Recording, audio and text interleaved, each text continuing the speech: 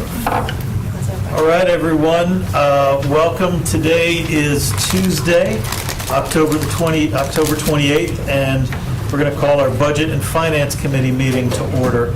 I'm presiding today in place of our Vice Chair and our Budget and Finance Committee Chair, Tyler Swanson, who is out of town on business. We have a brief agenda today. We have consideration of our August 26th minutes. We'll have a presentation of an important update regarding our 2025-2026 operating budget update, and then we have some important information about the state health plan, which either staff or constituents or others may have contacted you about as well, and so this will provide some answers for that. So the first item of business is approval of our August 26th meeting minutes, if there's a motion from anyone. So moved. We have a motion from Ms. Rice for approval of the August 26th minutes. Is there a second? Second. Second from Dr. Ing. All in favor of approval of the August 26th minutes, say aye. Aye. Any opposed? All right, well then we will go to David Nader, Ms. Posey, and staff for an important update about the 25-26 operating budget. Thank you, Chair Haggerty, and good afternoon, everyone. I think this should be pretty straightforward, but we want to give the board an update today, specifically on an update on state and federal funding as of now. Throughout the budget development process, which began with presentation of the superintendent's proposed budget, through a process of board discussions, through work sessions, a public hearing, and then 3 local throughout the county interactions that the board conducted with the public, getting input on the budget, culminating within early May, the board approving a proposed budget. Concurrent with many of those things, and then through the summer, the federal government, which funds about 8% of the proposed budget for the current year, and the state legislature have been doing things. And we really want to bring the board up to speed on those as we level set for next steps, which I'll share at the very proposed next steps, which I'll share at the end of the presentation. So as far as I just shared, back in April, mid-April, the Senate passed a version of a comprehensive state budget for the fiscal year 25-26, and actually it was a biennial budget, so for 2 years. And then in May 22nd, the House passed their version. Between then and July 1st, the first day of the new fiscal year, while there was some activity with the legislature, there was no consensus reached as it related to a comprehensive budget. July 1, the state began operating under a continuing budget resolution, not dissimilar from what we asked the Board of Education to approve in June, which was a interim budget resolution. But they both effectively allow the respective organizations, in one case the state and the other Board of Education, to continue operating without a formal budget resolution in place, largely mirroring what had taken place in the prior year. At the end of July, on July 29th, the legislators in the respective houses did reach consensus, albeit on a very limited mini budget, if you will. We previously reviewed the contents of that with the board at one of your meetings. It does not include a comprehensive set of changes for budget. We get into a little more detail. And then on August 6th, Governor Stein did sign that House Bill 125, the mini budget, into law.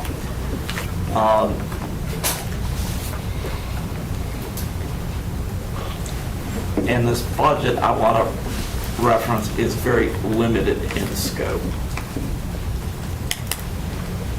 And what it provides as it relates to compensation, it provides a compensation change only for certified staff and not all certified staff. And what it provides, really not a compensation change as much as it is a step increase that was authorized that for some certified staff will lead to an increase in compensation, albeit very small amounts. And for other staff, based on the step they're on, and I'm not prepared today to go through the schedules, but you'll recall the teacher schedules have many years where going from step X to step Y, going up a step, there's no change in compensation. And in some cases, those plateaus in the schedule are up to 10 years. At this point, there is no legislation in that mini bill or any other legislation for compensation changes for any other staff beyond certified staff, with the exception of assistant principals. And the reason assistant principals are accepted is they follow the certified teacher schedule A with a 19% differential. So those are the only two categories of employees, and not all assistant principals and all teachers and instructional support staff will see any change.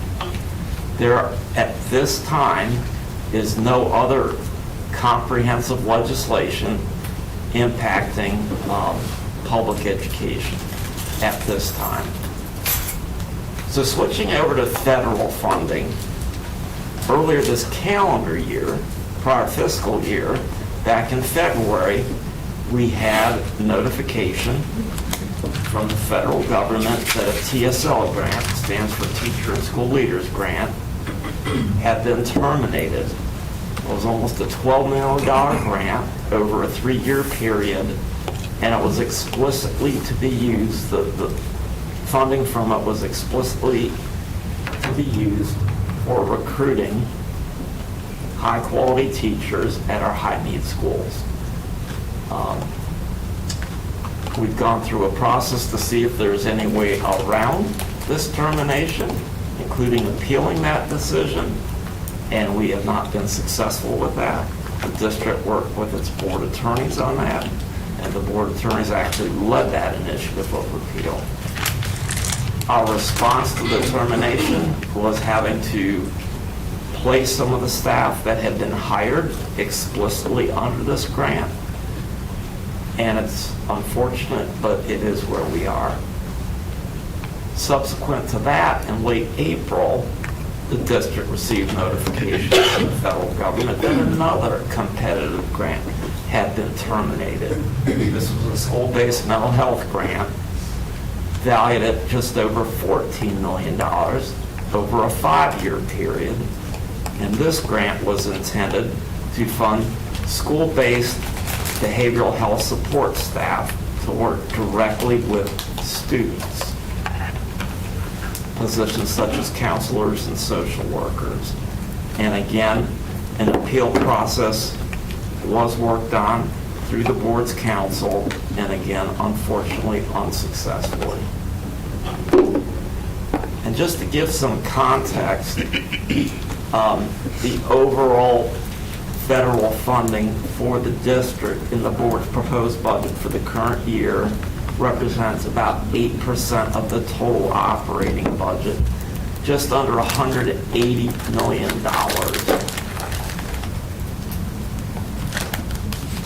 The next set of issues we want to update you on, and they're independent of those two grant terminations I've just shared with you, are some back and forth we've had for the current fiscal year with the federal government, and Wake County is not alone. Every other public education body in the country went through these same back and forth.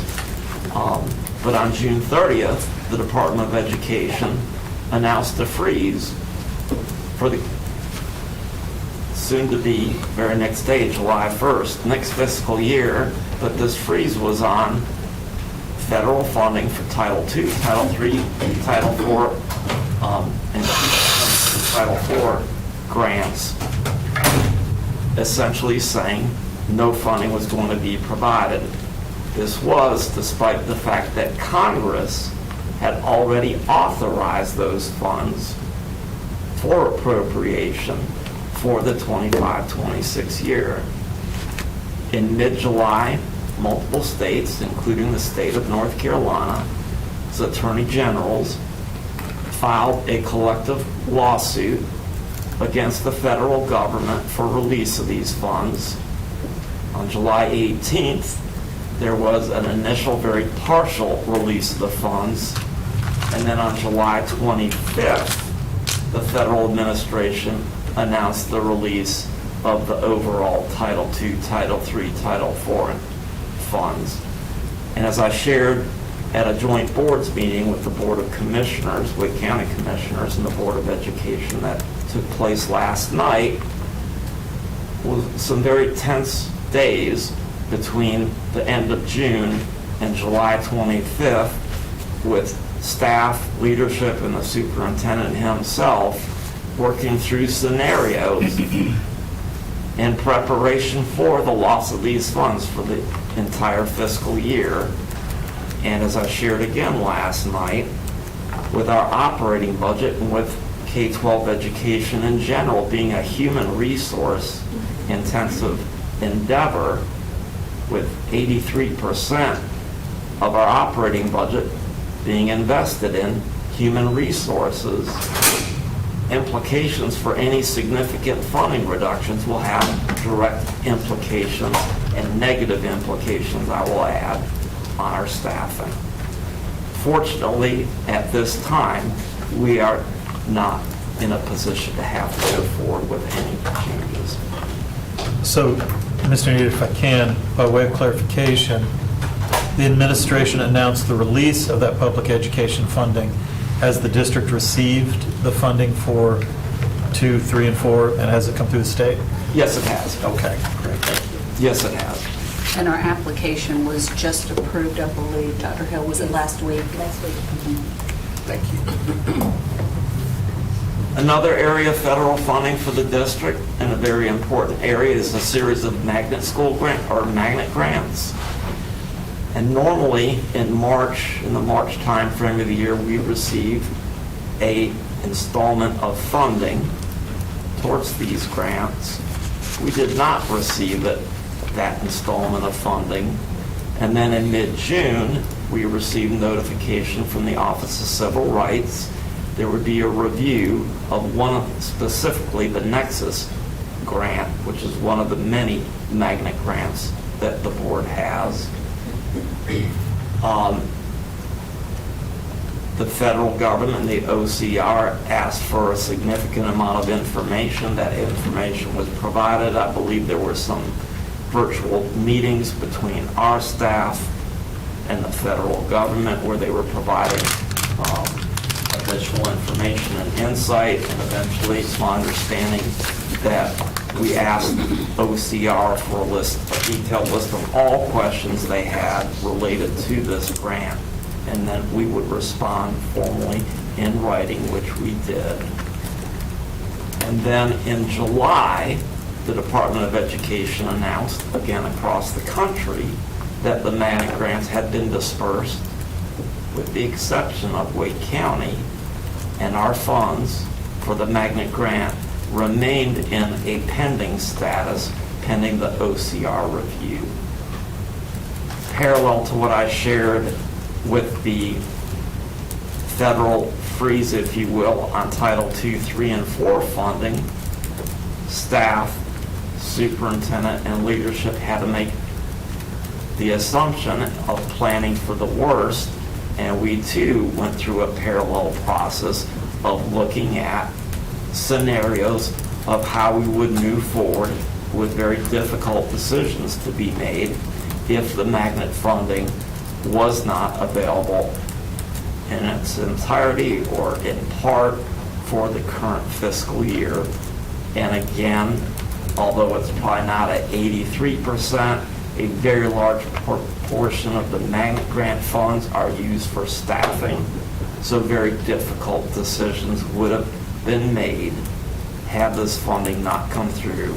And then in late September, September 29th, we finally received notification that this grant that was pending or frozen pending the OCR review had been released, and we too have received those funds at this point. So, a breath of relief, albeit a temporary breath of relief, it would now appear that federal funding, as we had anticipated for the current fiscal year, is in place, and as far as we know at this time, should be in place for the remainder of the year. I make those statements with some qualifying verbiage, knowing that anything can change during the year as well. And we are closely monitoring this and will continue to do so throughout the fiscal year. So staying on the federal funding, as it relates to next year, we have some bigger question marks, much bigger than even what we potentially had for the current year with the freezing of the title funds and the magnet funds.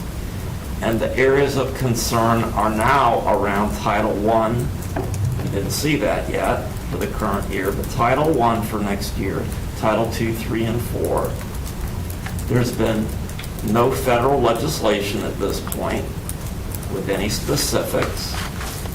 We all know that the federal government is in the shutdown, so there is no ongoing conversation at this point in time by the legislature. But there had been discussion and the desire on the part of some to push some of this very important funding to the Wake County Public School System, push the responsibility of it from the federal government down to the state governments across the country. Nothing specific, but a general conceptual sense of that. And if that were to take place, then the state legislature would have to look at that potential new responsibility passed on to them, if that were to take place, and make any decisions as a separate political body about what funding would be available from a state perspective to backfill reductions at the federal level. And another change that has been under discussion at the federal level, but again, no final decisions have been made, is the structure of the funding. Currently, those different title funds are provided separately. We're instructed what we can and cannot do with each of those sets of funds, and they are allotted to us or appropriate to us independently.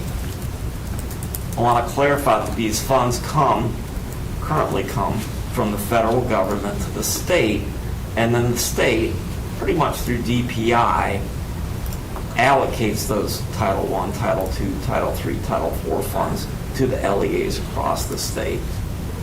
But one of the things being discussed was shifting these to something like a block grant. So potentially, all these titled funds, rather than being distributed independently with independent amounts and specific instructions on what can be used and not, these funds cannot be used for, some or all of these different federal funds could be packaged into a block grant and then provided from the federal government to the state in the form of a lump sum, if you will. And then the state legislature can make decisions about how to break down that block, or the state could pass along a block to the LEAs. Again, none of this has gotten any definition. But anytime there is a change to the type of appropriation and the form of it, attention is the devil is in the details, and it could have implications even if the dollar amounts don't change for what we can and cannot use these funds for. So a tremendous amount of uncertainty at this point in time. So, Mr. Nader, just by way of further explanation, these funds right now that come for the federal funding for Title I through IV, they come from the federal government to NCDPI, but NCDPI distributes them based on criteria set by the federal government, right? So currently, do charter schools or private schools receive Title I, Title II, 3 or 4 money? They do. Well, so Title II, they receive, charter schools can get it, but we also have non-public schools that we're required to also provide a portion of our funding. They become part of our application. There's a needs assessment that is done in which they may qualify for some funding. And so we have to purchase it, but non-public schools get access to this. Charter schools will get direct access and apply directly to DPI. Yeah, so, and please correct me if I'm wrong, Ms. Posey, but what you're referencing, effectively, private schools can access Wake County Public School System's Title II funds, and that's what Ms. Posey was describing, which is different from charters. Federal funding for charter schools, well, let me back up. Federal and state funding goes to the charter schools directly through the Department of Public Instruction, and it's the local funding component, the local funds that, and I'm oversimplifying, but the local funds that Wake County Public School receives is where a portion of that goes from Wake County Public Schools to the charters. But at the federal and state level, those funds go straight from DPI, well, from the federal perspective, from the federal government to DPI, and then DPI to the charters. And so with a block grant system, it's really too early to know how the state could set that up, but theoretically, they could come up with any formula they want. That is a fair assessment. Thank you. And so there's a question about the title funds for private schools. I think they were spot on point that depending on the title fund, there are going to be different requirements or regulations on how private schools access that. So it will vary depending on the title fund. But the block grant, you're certainly right. Right now, there's a process or formula of program instructions that come from the federal government. If the state decides to change that, then with the authority that they're given, they can change it to literally anything that they want. They can change the formula right out of certain districts. Thank you. And then I've got listed as the last bullet on this slide, all the changes with a question mark. Again, we've highlighted just a couple, one being potentially reductions in federal funding with an expectation but no control over the state to pick up responsibility, and or a shifting in the structure of the actual appropriation, but any other type of change could take place too, such as what the funds could or could not be used for would be another example. So, as I shared earlier, in the current board's proposed budget for the current year, funding represents about 8%, or $178 million. Included within that $178 million is almost $60 million of USDA grants, which directly support our child nutrition operations. And again, just a reminder that 83% of our overall operating budget supports staff, so any significant reductions to our overall funding will likely have implications for our staff budgets. Last thing I will share, and again, all these things are looking into next year, 26-27, the timing of the federal decisions and trickle-down decisions which may need to be made from the federal decisions may, and I believe will impact the development of the board's 26-27 operating budget. The board already works in developing a budget with some timing challenges, primarily the state budget. Our fiscal year, as well as the state's fiscal year, begins on July 1st. The board still, here on October 28th, still does not have a formal final budget for the current fiscal year. As I shared earlier this afternoon, you're operating under an interim budget resolution. Likewise, the state does not have a formal budget. They're operating under a continuing resolution.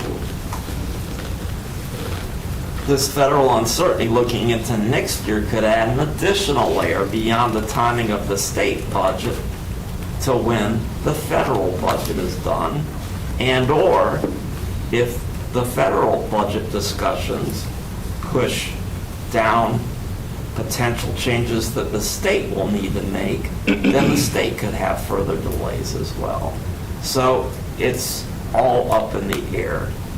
But I do believe the way things would appear now, that the complexity of developing the 26-27 budget as we currently look at the landscape will be even more challenging from a timing perspective and from an uncertainty perspective. And yet, because having a significant number of year-round schools, we must continue to operate more or less all the way through June and pick right back up in early July. So next steps. These slides were put together and we had to put them in Assembly to get ready for the public release on Friday, last Thursday. And on Friday, subsequent to that, we made a decision that we are targeting bringing to the board's November Finance Committee meeting, which is now scheduled for November 4th, I believe at 2 p.m.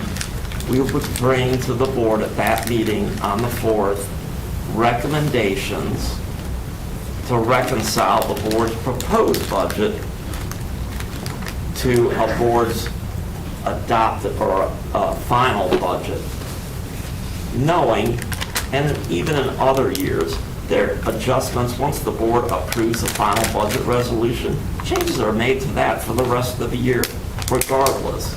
So bringing this now is not going to preclude changes to the budget subsequent to approving a final budget resolution any differently than any more normal years, if there is such a thing as a normal year. The reason we want to bring this now is so we can have a clean baseline before the end of the calendar year.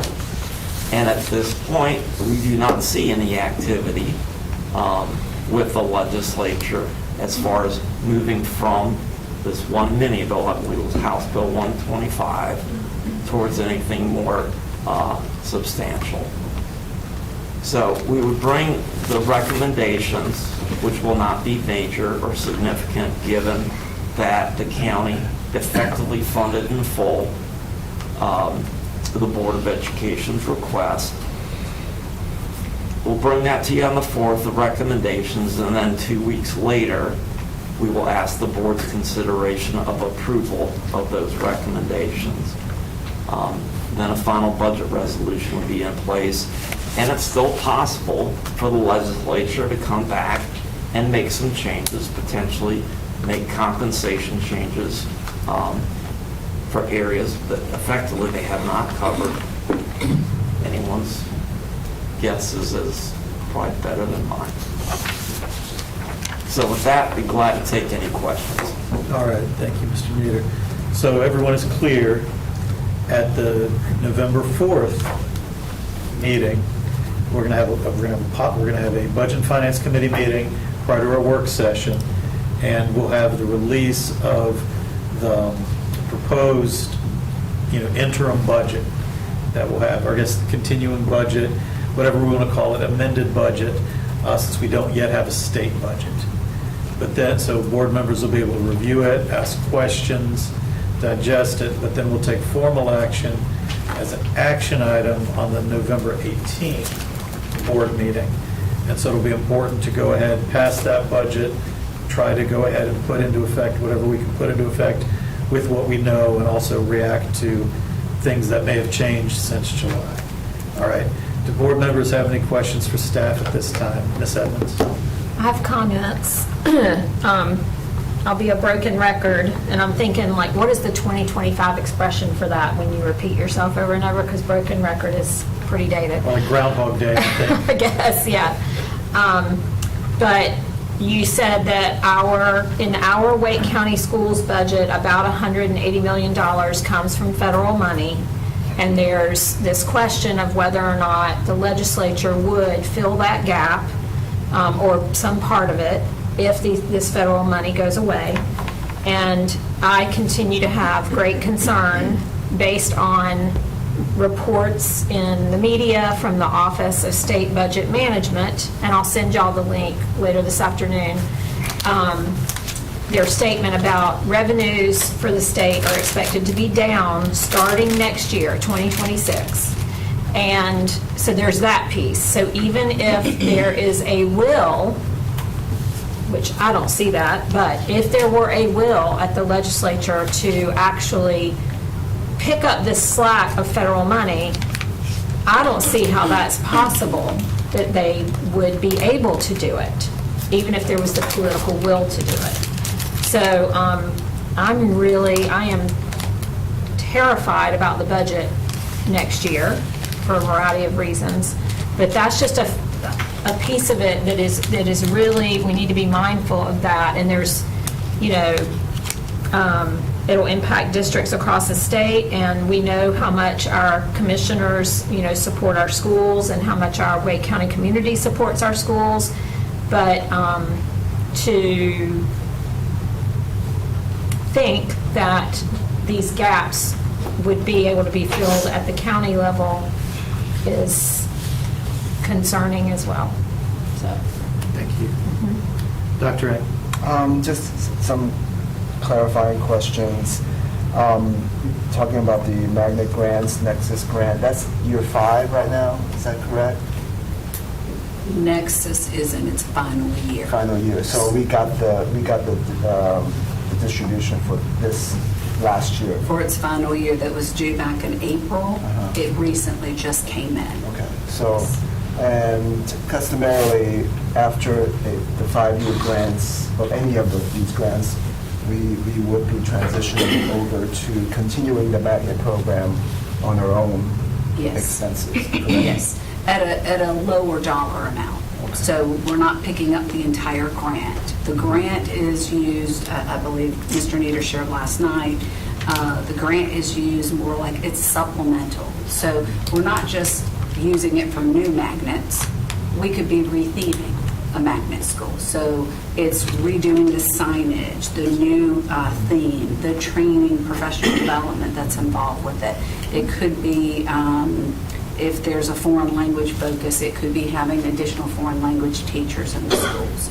So we would continue the essential positions around that funding that the grant helped provide and uplift, and we would continue the essential program non-personnel needs like staffing, materials, supplies. Could be an IB theme where we have membership dues for students that participate in IB. So we do not pick up the entire grant, just the essentials to continue those programs. And I can provide more information on those schools and programs. So for example, like out of the 15 schools of our magnets, we have 61 magnets. I think, like I said, 15, maybe it'd be like 13 of them are receiving funds out of this grant. About a third of them, maybe 4 or 5, will, their grant is complete. But then the other 2/3 would have additional funding for 26 and for 27. Right. I was just I looked it up with the Synergy that Yes. started in 22, Elevate started in 23.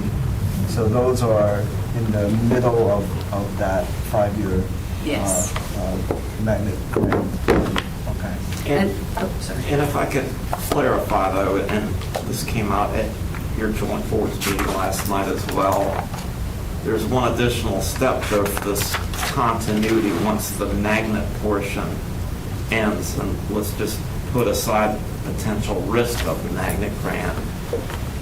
But as a school that has been utilizing magnet funds, as the magnet funding, the federal funding ends, and as Ms. Posey has said, it maintains its magnet status. It maintains some additional funding, albeit not as much.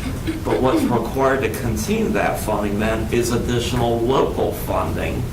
And those requests for additional local funds to take the place of some of what was previously federally funded would come through the board's budget development process and be a component of a request from of additional funding for the county commissioners. And to Ms. Edmonds' point, The county is going to be, perhaps, because a significant portion of their funding is federal, in a much tighter place, as we heard in the county revenue forecast last night. Thank you. I actually meant to mention that as well, that they're going to have their own significant challenges should this federal evaporation occur. Dr. Ng, any follow-up? If not, we'll go to Ms. Gordon. And I mean, it's just basically pointing out that, we have these magnet grants that has, we're in the middle of it, and there's those particular schools, I don't know how much of it is front-loaded in terms of the expenses involved in implementing a magnet program. I mean, if those funds were to not happen, can we, or have we done most of the expenses for those magnet implementation? I'll give you a very simplistic answer. To give you something more granular would take a little bit of research to come back. I do not believe the majority of it is front-loaded. The majority of it is overtime. Over the 5 years? Yes. There are some things at the front end, like advertising and signage and other things, but after that, it's really over the period of the grant. Just want to know what kind of, expenses over, potentially that we would be responsible for. And we can provide an update. Ms. Pose is looking at, we probably won't be able to give it to you now, but we can share what local funding is spent on magnets after a school has been magnetized, and we've exhausted the federal grant, and there's that continuation. And so I know that's in the budget, but we'll get you what that number looks like. Thank you. Thank you. Ms. Gordon and then Ms. Caulfield. Thank you. To Ms. Edmonds' point, are you all prepared to share today, or will we get this information on November 4th, the type of proactive measures we're taking as a district to make sure that student learning is impacted as least as possible? Are you all ready to share that today, or will we receive information on that on the 4th? Unfortunately, I do not believe we'll share that with you either today or on the 4th. These things are all related to the next fiscal year. Okay. We don't have it for today. It's not on your agenda for today. What we'll share with you on the 4th is strictly related to the current year budget and reconciling that.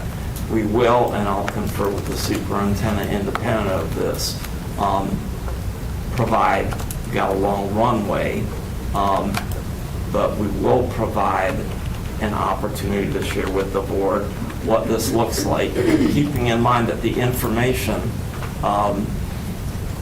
is very uncertain and also very sensitive, likely involving staff. And I'll just leave it at Yeah, that. so- But we so- will absolutely. Yeah, so to give you a glimpse into that, absolutely academic programs will be at the forefront of what we do. And so as we look to the subsequent budget year, I think that is the alarm that everybody is sounding, that we will make decisions based on the funding that we know to be available. But the scariest part is the volatility in that. If something were to happen in terms of changes that would severely impact the budget. And so those areas where we know we're going to have reductions, yes, that'll be a part of the entire budget process from now until there's an approval. So we know what that is. It is the unpredictable piece that we can't determine if the federal grant all of a sudden becomes a block grant and the state decides to implement changes for the upcoming year and not give us a runway, or if there's a tremendous hole in the state budget with revenue and they decide not to do something to replenish that, then that reduces what the schools may get. So everything that we do will be based on what we know to be current at the time and what we can reasonably expect, knowing that academic programs are at the forefront of that. One of the things that we're doing now, David, you may want to share some of this, but we've been in subsequent meetings with school administration, principals about our allotment formulas, and knowing that this past budget year, Central Services took a tremendous amount to reduce that. But we also recognize that the majority of the resources are in schools, and so we want them to be a part of that conversation. And so now they're looking very closely at everything that happens at their level, knowing that they're preparing to talk about what they would be willing to do differently if and when something like this comes. So David, if you want to Yeah. share briefly on that. We've engaged, I believe it's 8 different principals, 2 area superintendents, 3 assistant superintendents out of academics, various other leadership staff, and we've had 2 comprehensive half-day meetings looking at 8 different resource allotments, some of the primary allotments across the district, and looking at the current formulas and looking at potential changes to tweak or overhaul the overall alignment of how those resources are pushed out. We're not specifically looking at an overall reduction right now as much as looking at within the current resource, changing how that resource is pushed out. But we are also, as a byproduct of this, going to have some options should the overall resource be reduced. But when and if the time comes, there will be some very difficult decisions to make. And we as staff realize that the board has to be a part of that decision-making process. And as much runway as we possibly can, we'll have that with the board. And certainly,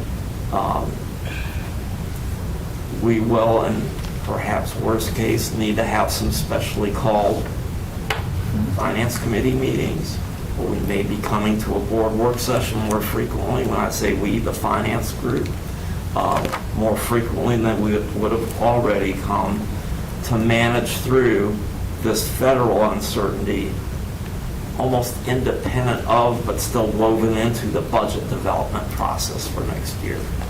And I'll just add one thing for everybody to ponder, and it is the concern about the budget. And so one of the similarities that we see is the Great Recession in 2008, 2009. The difference is that we had no choice about that. That is just something that hit the economy. With this, anything that happens that impacts our budget majorly, there are choices that would have been made at the federal and the state level. So what we see is the budget situation could be very similar, but the reason we're there are for different reasons. So.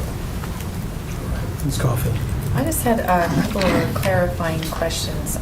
It's good to have all of this put together so we understand the picture, especially with all the shifts, and also to be prepared for what's going forward.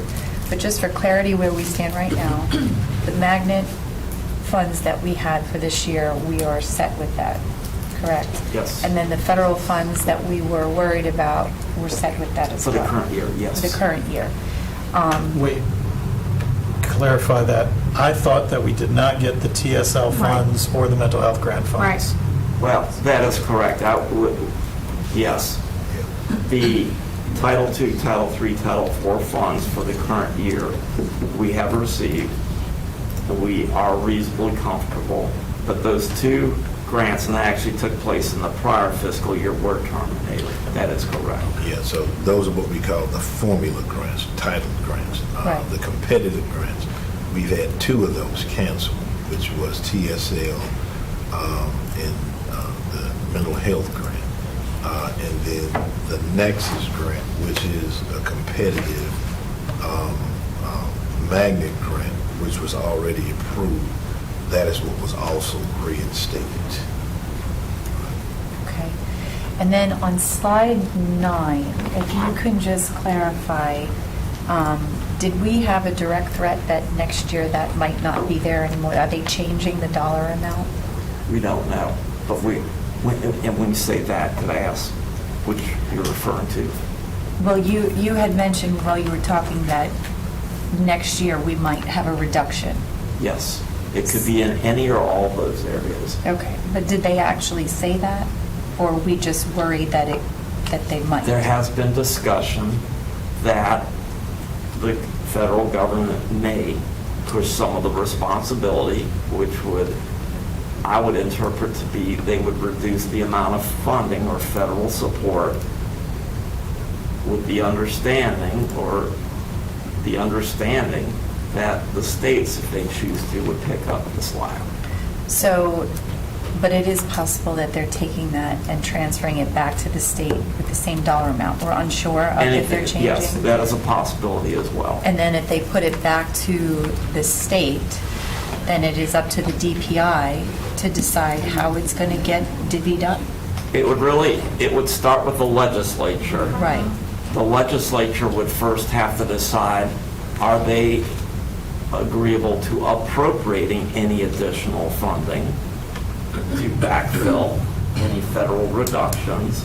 And if the state legislature were to approve that, they may also include within the legislation how that funding is to be distributed to the LEAs, or they may look to the Department of Public Instruction to advise the legislature on how to distribute it, or they may give the Department of Public Instruction discretion.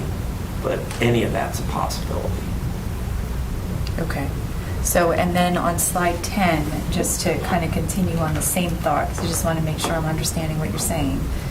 You listed the 178 million, 59 million in the USDA grants supporting CNS. Is that something that they're threatening might be reduced to our students or to what we're receiving, or just shifting where it's going? We have not heard anything that I'm aware of specifically related to the USDA grants we currently receive to support our child nutrition program. That being said, there has been discussion at the federal level of related funding, SNAP, TANF, and some other things. So as we prepare for potential things in the future, it behooves us to include some level of concern as we look forward. But again, all these things are out of our control. Right. Well, I appreciate the proactive Yeah. part. And then if I just have one quick question to Dr. Taylor. One of the feedback that we're getting, or questions and concerns, are that teachers and special education services are being cut off this year. Are we having that struggle? I would have to know exactly what they're talking about. I know Like that. teachers losing their position and special education No. roles being let go? No, we actually have vacant positions in special education. There are some central service positions. I think there was actually one director position that Lisa and I have chosen not to fill. But in terms of positions at schools, there are no cuts that have been put in place. We still have vacancies and are trying to fill positions. If someone has said that they've experienced a reduction or a cut, then just have them to reach out to either me or Lisa directly, but that shouldn't be the case. Okay, great. Thank you. So, Mr. Nader, I want to follow up Ms. Caulfield's questions because that seems inconsistent with other reporting that we've got. So with the funding that was in what they call the Big Beautiful Bill, and with changes at the U.S. Department of Education, I had thought that we had proposed reductions for Title I funding, eliminating funding for Title II and Title III in future years, that the Senate bill would have restored that funding, but the bill that passed for the next fiscal year actually would have made reductions. Is that not accurate? So what I can share with you is that, so the House appropriations bill, so the appropriations bill are separate from the Big Beautiful Bill. So the House appropriations bill has reductions in Title I, and it's doing a little bit of collapsing of your Title II, Title III, and Title IV. But then it was shifting it into sort of state grants. So it wasn't eliminating the funding, but it was moving it in different categories. The Senate bill had similar things, and this is why they don't have a balanced budget right now. We've got a federal shutdown. So the appropriations that they bring forward for us, what decisions they make now, impact us October 1 of 2026. And so right now, it's uncertain because neither party are in agreement.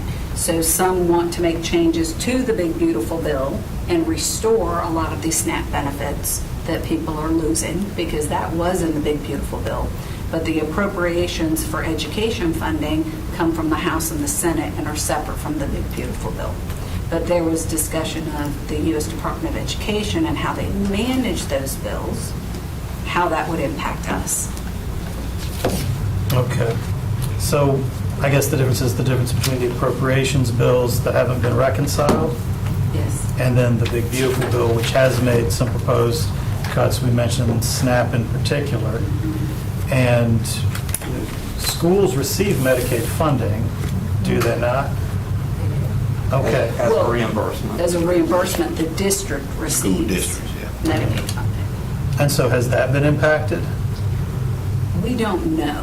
Not- I mean, we will not- not see the full impact until all of this starts coming down from administration, giving us administration guidance of what this is going to look like.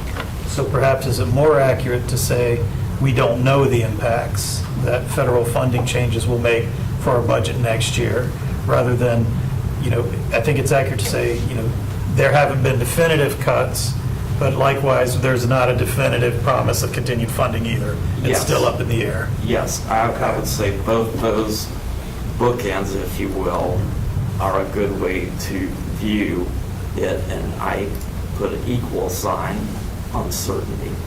So for those concerned about the potential cuts, which would be pretty severe, this would be an appropriate time to reach out to Congress to advocate the education funding that we depend on and that our families depend on. Is that fair? Yes. Okay. Think about proposed reductions in IDEA staff. We think about proposed reductions in SNAP benefits. SNAP in particular, we know that will have a specific impact on us, our CEP program.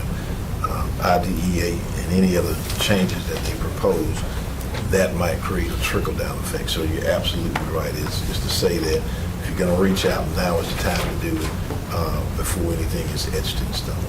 All right. Thank you. Ms. Edmonds?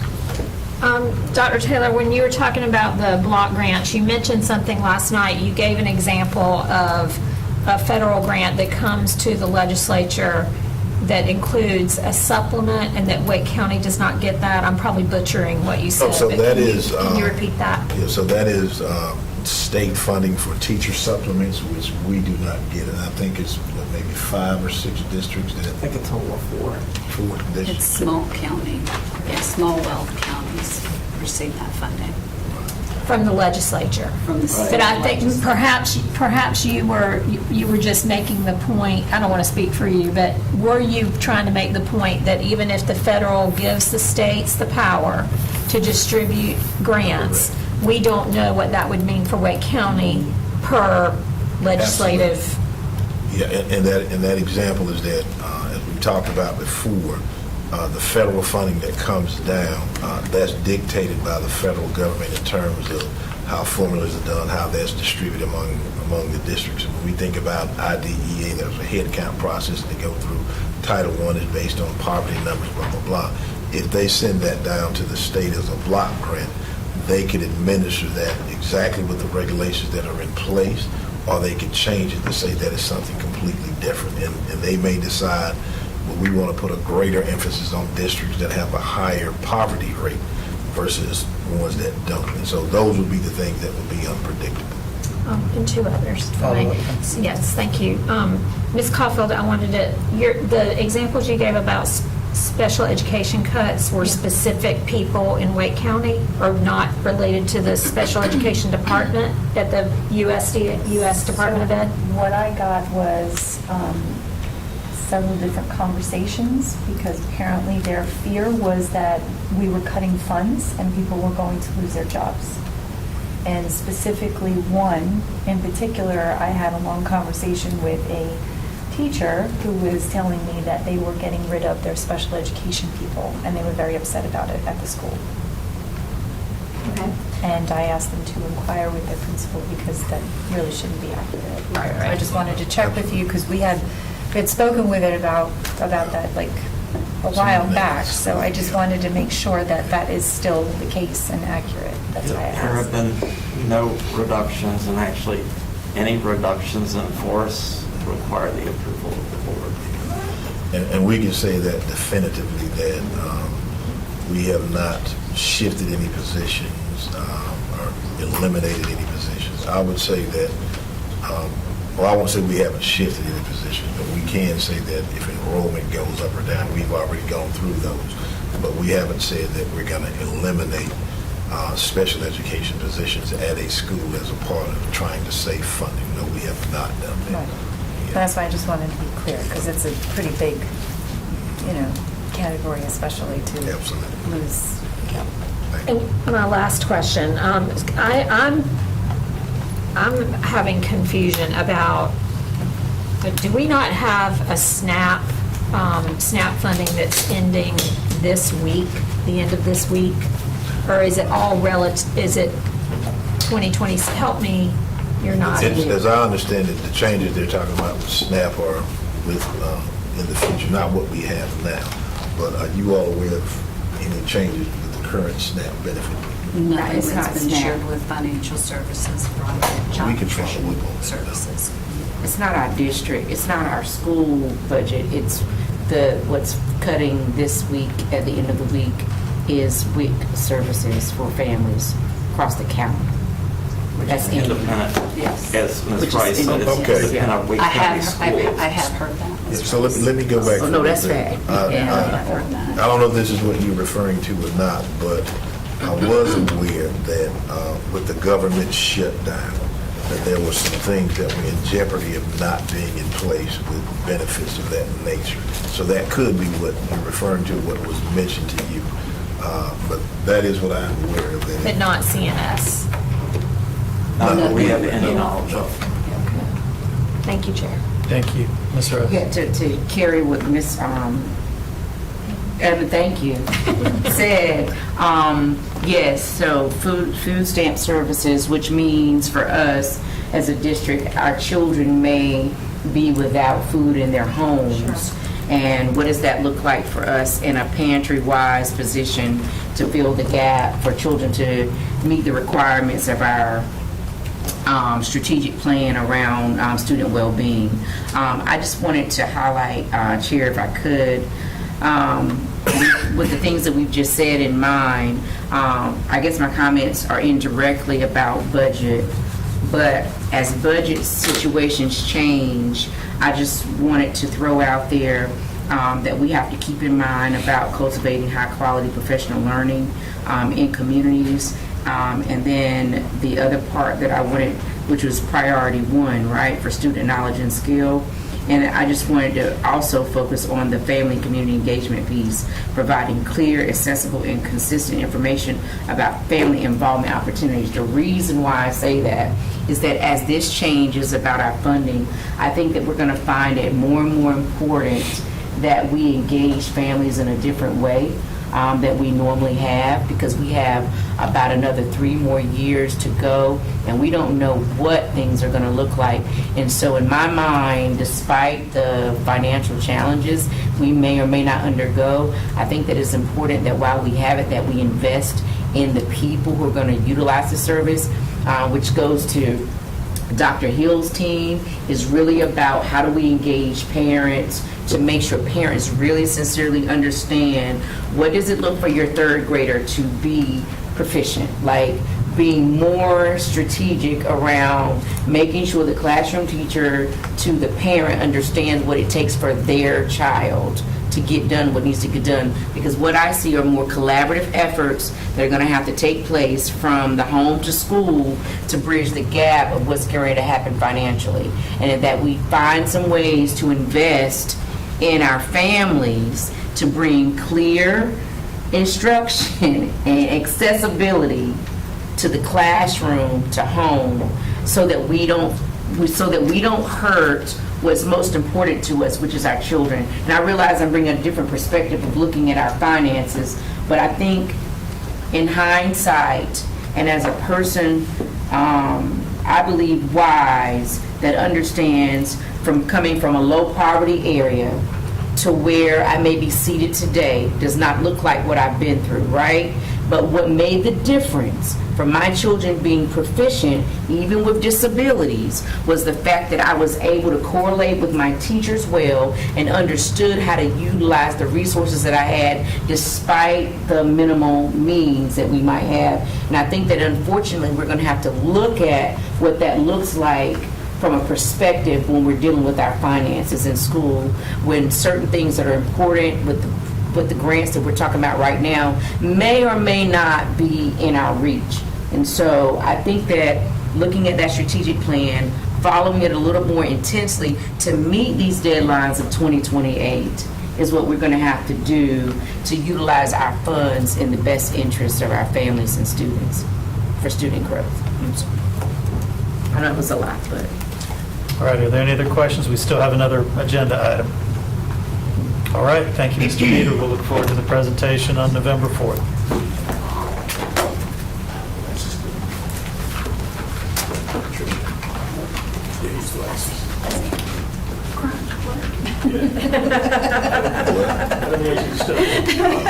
Glasses.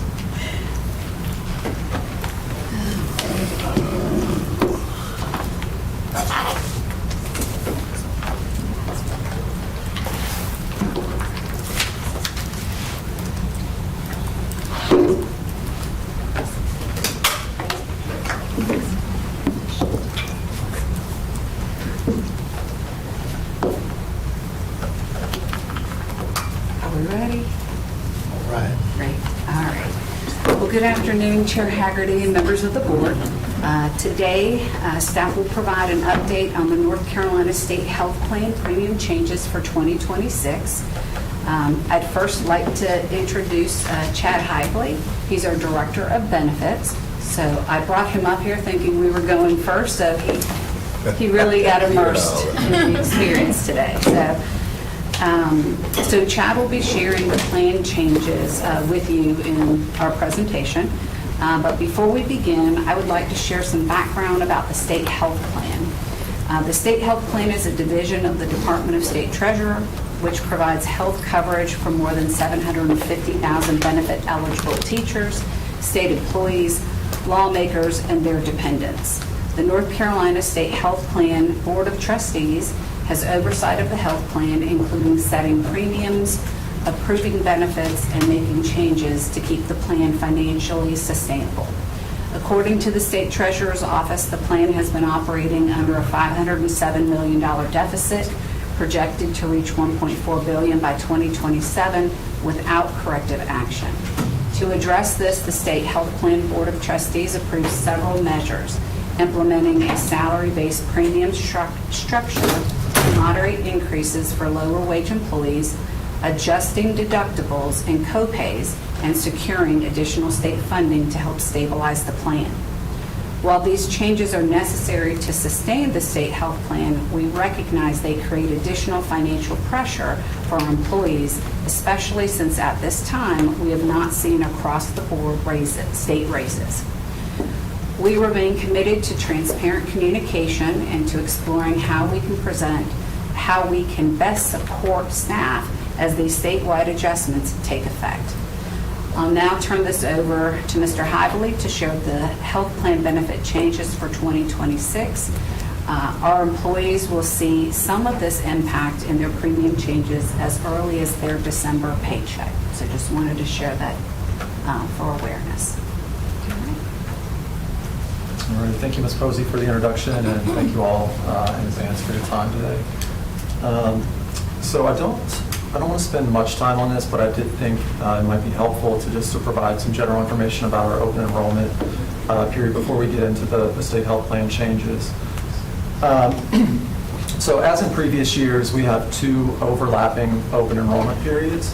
One specific to only state health plan benefits, which runs through this Friday, October 31st, and a second enrollment period for all other benefits, which closes on November 7th.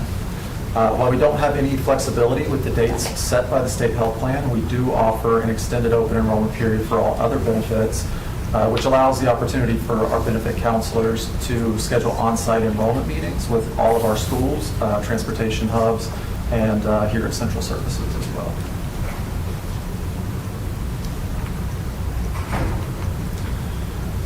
So in terms of new plan offerings for next year, we are offering a long-term care benefit by Chubb, along with an updated version of our existing Colonial Accident Plan. We have 8 benefits being offered on guaranteed issue for 2026, which means access to enrollment without medical screening questions. This is something that we always try to emphasize with staff because it is a great opportunity for plan entry for those who may not otherwise be eligible to participate based on medical underwriting requirements. For next year, participants have the option to contribute up to $7,500 over the course of the year for eligible dependent care expenses. That's up from $5,000 from the previous year. And in fact, that's the first time that's been increased since, I think, going back to 1986. And $3,300 for the healthcare FSA benefit. This is something else that we encourage staff to explore in terms of these plans, as they provide an opportunity to reduce taxable income as premiums are deducted on a pre-tax basis. So the state health plan has announced some significant changes in plan design for 2026. The column headers on this chart, on this slide, with the white background represent our current plans, while those in the different shades of blue represent next year's plans. So we've attempted to capture and highlight the specific changes in the change in plan column. One of the key takeaways here is that with the exception of some of the behavioral health and occupational physical therapy services, out-of-pocket expenses are increasing across the board next year, regardless of which plan you enroll in. Sorry, Jenny. I handed out earlier before we got started this chart, so you can actually see that a little bit clearer in the handout. Sure. So you'll also note that some of the changes specific to the standard PPO plan, which we currently know as the 70/30 plan, are more drastic than those with the plus PPO plan. Just as an example, we're looking at $1,500 and $4,500 increases for single and family deductibles under the standard plan, while the plus plan will see increases of $250 for an individual coverage and $750 for family coverage. This, of course, is offset with higher premium rates for the plus PPO plan. And you also note that we've included statements at the bottom of this slide, which are also included in our employee handouts, which you have in front of you, and are intended to clarify salary reporting to the state health plan, along with expectations for how salary changes can impact premiums. So in addition to plan changes, the state health plan has announced that several programs will be ending at the conclusion of the current benefit year, specifically Teladoc Health Services, the Clear Pricing Project level of network savings, and the tobacco user attestation wellness credit are all going away for next year. And of course, the biggest talking point going into 2026 is the salary-based premium structure the state health plan has introduced. The chart on this slide presents a breakdown of premium rates by salary level for full-time active employees. I would also note these rates are monthly, based on 12 pay periods. We have rates that are further broken out by contract length and employment category available for employees on Wake Connect.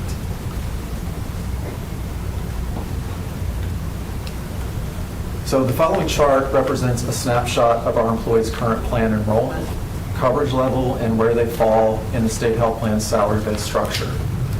You'll note that nearly 70% are enrolled in employee-only coverage across both plan options. In terms of salary, most of our population is spread across the first 3 salary band levels, with approximately 6% falling in the $90,000 and above category.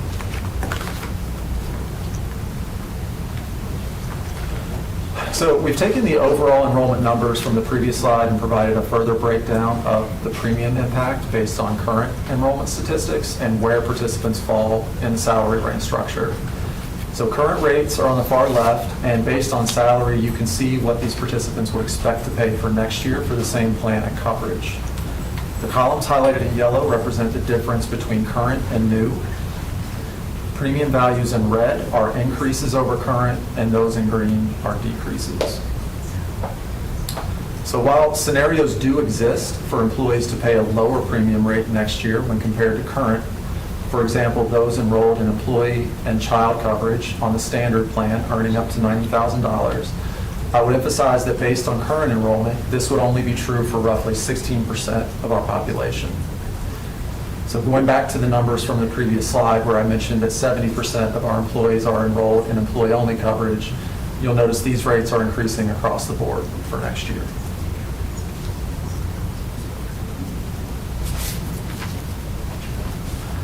So in summary, as far as the projected impact, 84% of current participants, assuming they were to remain in the same plan and coverage for next year, would see an increase in premiums based on the shift to salary-based premium rates. Roughly 16% will experience a decrease in premiums based on their salary and current plan and coverage. Under each plan, we've listed the 6 positions across the district that will see the greatest impact. Additionally, roughly half of the 84% who will see an increase in premiums for next year are in non-certified positions.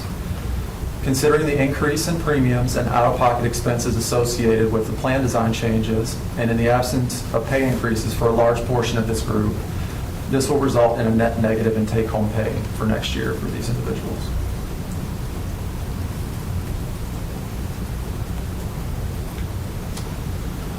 So the following list represents some of the strategic communication actions we've committed to going back to late August of this year, and that we're continuing with right up to the close of the open enrollment periods. I'd be happy to address any of these in greater detail if you'd like, but otherwise I think we can open up for questions at this point. All right, thank you. Does anyone have questions about the state health plan, open enrollment, or the communication plan, or any other issue? Ms. Evans? Thank you. I appreciate the charts, but I don't feel like I'm walking away with a sense of what a first-year teacher that has no children, what their increase is going to be, or what this means for that person.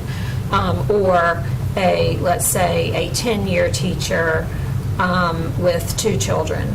I'm struggling to see that in the data.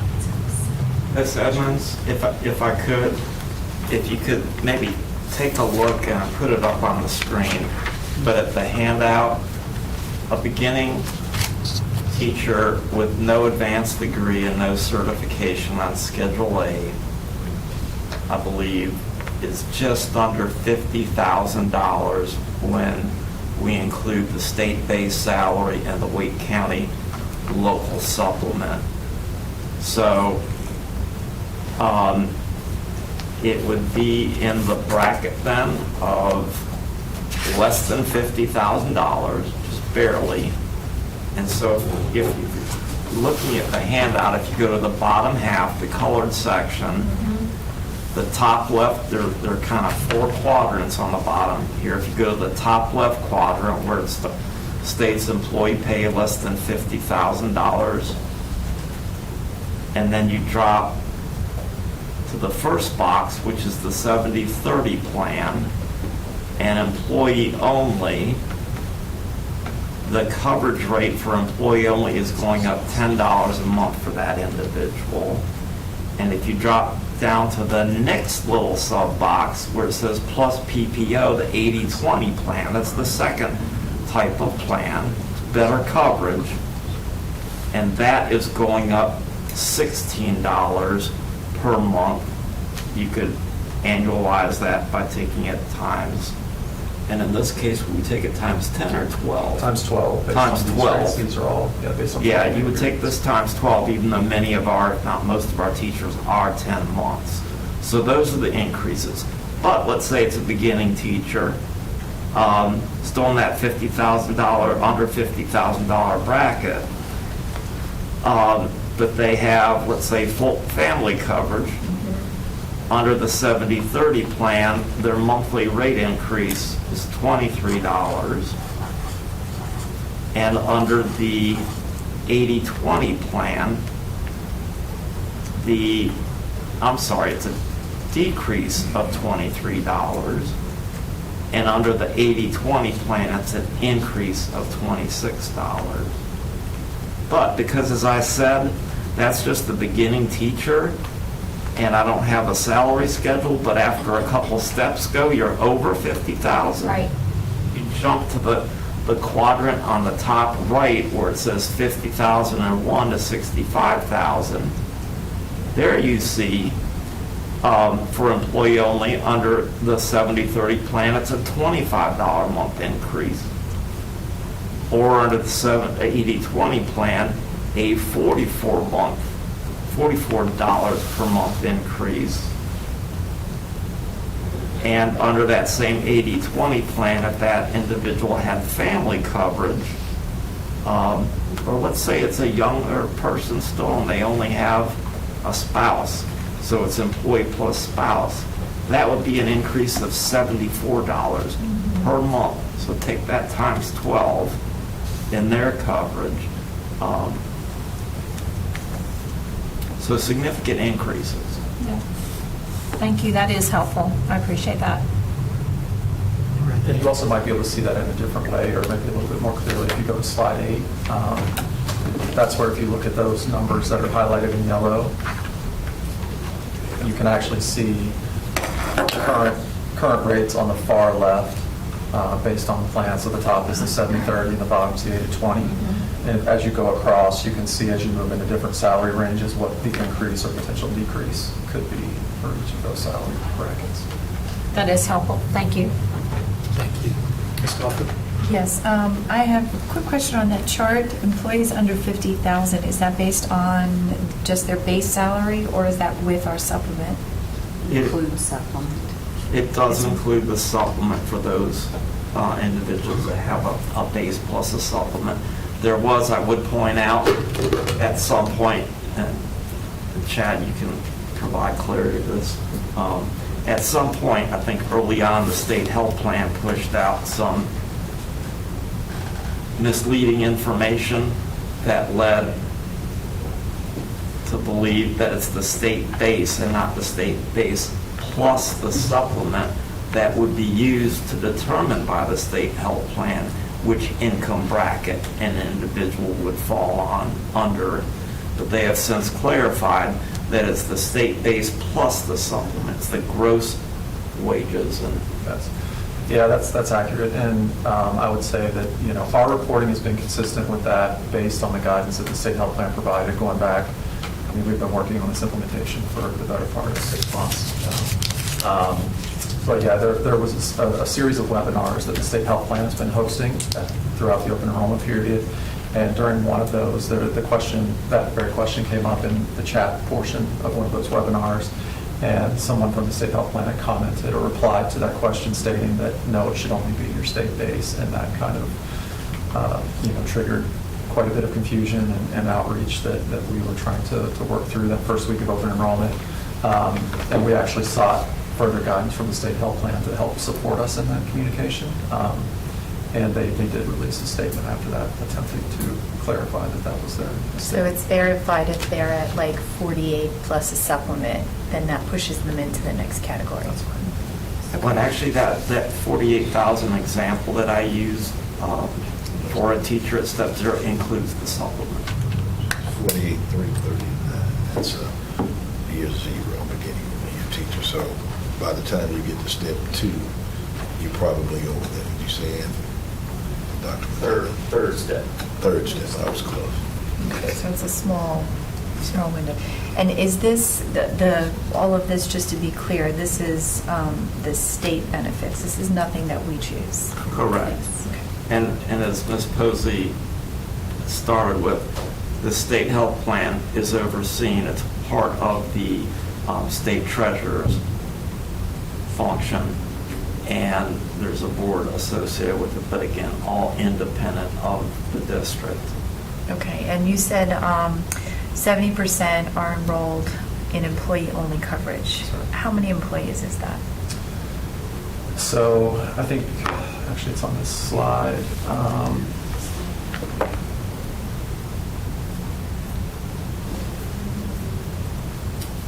So this is based on just under 17,000 total enrollees.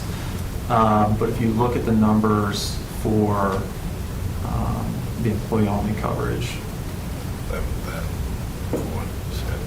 yeah, so What slide are you on? Slide 7, I believe. Yeah. there you go. Yeah. Okay, about 1,600. Okay, thank you. All right, are there any further questions? Yeah, I appreciate you bringing up that situation with the communication that came out from the state, because I had a couple people reach out to me that were confused about it. They had thought that the district was calculating it incorrectly, and I shared the information and verified that, again, we were doing it correctly. So I appreciate all the follow-up on that. All right. Well, if there are no more questions, you got one more? This is not a question on this, but I just wanted to take a step back because I know I had heard something else, and I was Yeah. more concerned about what Ms. Rice had brought up about the WIC and how Yeah. that would affect our families. And I just wanted, because I know people are listening, I want people to go ahead and panic because we're hearing like all different information.